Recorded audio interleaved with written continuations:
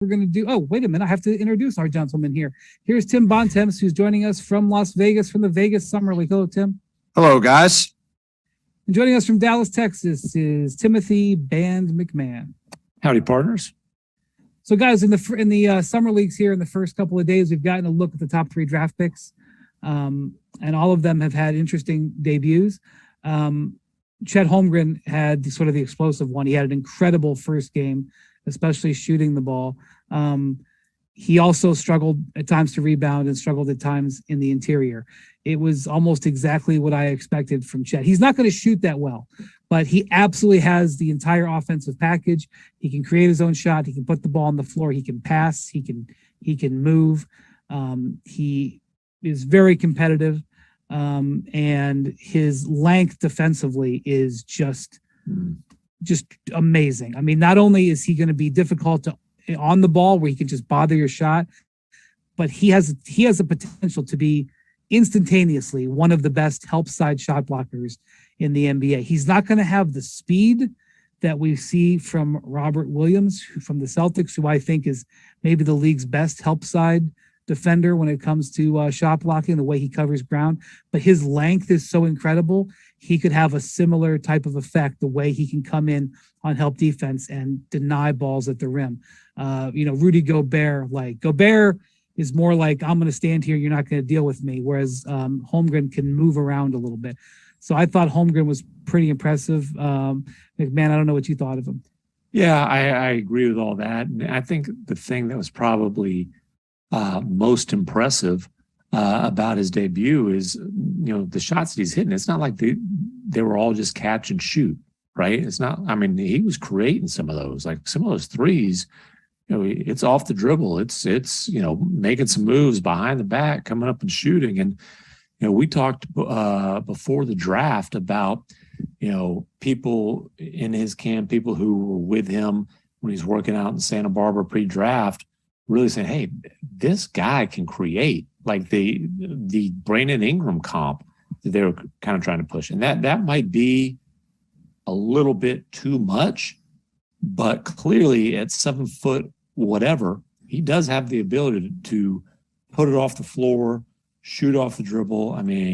The threes, the mid-range stuff. He had an absolutely gorgeous Dirk one-legger that he created himself. So that's for a guy who's going to be definitely an impactful defender. That's a pretty intriguing package. And I'll also say this. I love that Josh Giddey is playing in these games and that those two, you call it the buddy cop type of thing, but they're clearly establishing some kind of rapport, establishing some kind of chemistry. And I love that a guy who it was cut short because of a tank, but a guy who had a very good rookie season is playing summer league games, and Desmond Bane did it for the Grizzlies, and I think that's one reason why Desmond Bane made such a huge jump in his sophomore season. So Giddey and Holmgren developing this kind of chemistry, Giddey being willing to play in the summer, I think that's a really encouraging sign for a team that's still relatively early in the rebuild. Yeah, the Thunder got a lot. They've got basically their whole roster other than Shea playing in Summer League. The roster in the Summer League is like a ton better than their roster in March and April. Yeah. Shea is playing for the Canadian national team, by the way. He's not taking the summer off. Right. No, it's going to be hard. There's been a lot of chatter that Oklahoma City, like many teams, would like to maybe have one more year where they are in the running for Victor Wembanyama or Scoot Henderson next spring. Can you imagine Chet Holmgren and Victor Wembanyama? I saw a photo of the two of them from last summer when they played against each other, standing side by side. Wembanyama is like 2 or 3 inches taller than Chet Holmgren. They'll just put their arms up and they'll cover the entire court. Yeah, but what I was going to say was it's going to be hard, I think, for the Thunder to truly be in the running to be that bad because they've got some real talent on the roster now between Chet, Josh Giddey. Shea is a stud who just has been playing on a team that has been mired at the bottom of the standings. I think he's got a chance to be a really elite guard in the league. They got a ton of. Lou Dort is just got an $85 million deal and is 87. well, 87. I think 87 and a half for count, but whatever. There's some incentives in there too. But he's option. Yeah. A very solid NBA player, one of the best wing defenders in the league. Like Oklahoma City, if they wanted to be, I think they could win 35 or 40 games next year.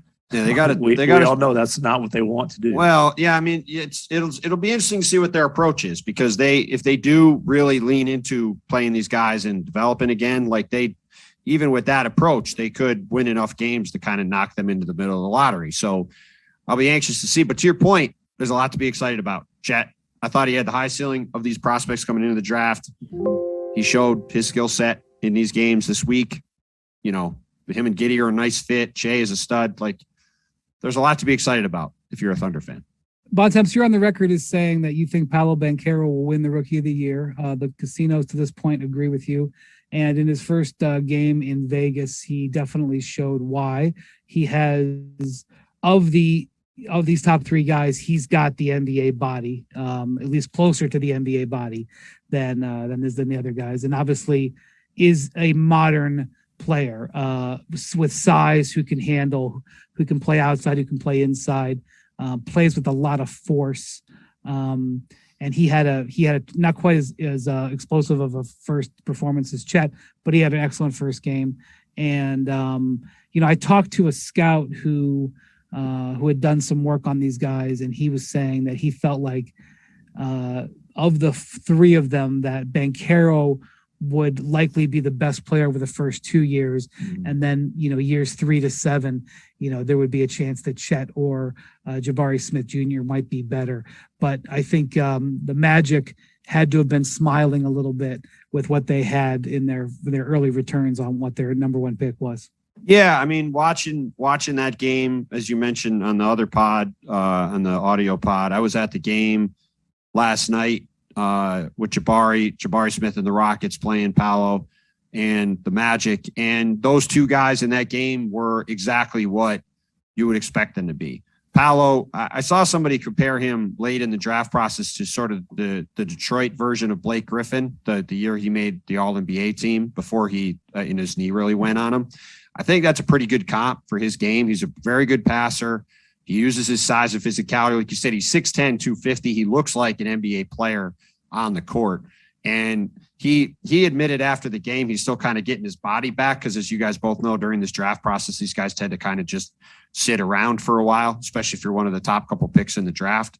So he was still getting his legs under him, but he did all the stuff, like you said, that, he had 17, 4 and 6 assists. And, I think he's going to put up a lot of numbers like that during the season. He's going to have the ball in his hands. He ran point forward a lot for Orlando in that game. I think he's going to do a lot of that for the Magic next season. And he, like you said, I think early on, he's clearly going to be the guy who puts up the most numbers early. And then Jabari Smith is a really intriguing. Well, hold on a second. McMahon, what did you see from Banchero? I was saying he was in Memphis a lot during the pre-draft process, so he probably ate a bunch of ridiculously overrated barbecue. Well, here he's banned from another city. Chalk it up. But I agree with a lot of what Bontemps said. And I mean, clearly the guy has an NBA ready body. 6'10", 250. He's powerful. He's athletic. He's skilled. I mean, you saw him, the ability to move without the ball and, shoot off the catch, get open for a three, knock that down, put it on the floor, the spin move, that kind of stuff, the ability to pass the ball. I understand why the Magic ultimately landed on him with the number one overall pick, because if the Magic need a guy who can be their leading scorer, right? Maybe Wagner has that ability, but they needed a bucket getter. He's the best bucket getter in the draft, and I don't know if Chet Holmgren's ever going to be a guy who can be a number one offensive option. I don't know if Jabari Smith Jr.